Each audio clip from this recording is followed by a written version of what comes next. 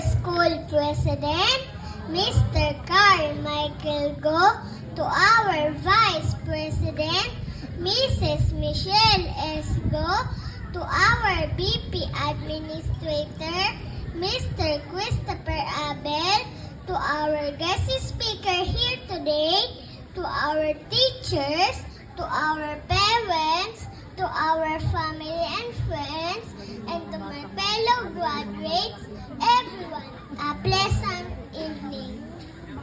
I am Shiawa Amiwa P. Peralta. On behalf of my fellow graduates, we thank you for attending this special event for all of us. First, we thank our Almighty God for always guiding and blessing us.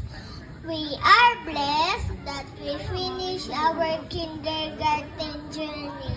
We pray for continued guidance on our next journey as grade school students. To our teachers, especially to our advisor, Teacher Net Avaneta, thank you very much for continued guidance, for your patience, and treating us like your own children. Maraming salamat po, teacher.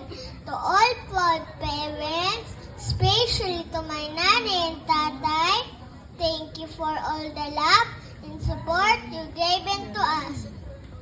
We are forever grateful and blessed to have St. Michael Academy Foundation because we have a school that we can be proud of and a place where we can call as our second home, a place where we gain knowledge, build friendship, and create memorable memories.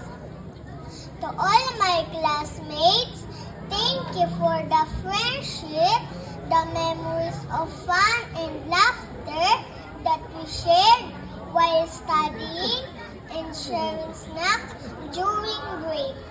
I am grateful because I met wonderful friends like you.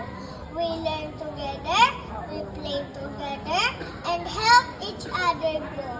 Once again, congratulations!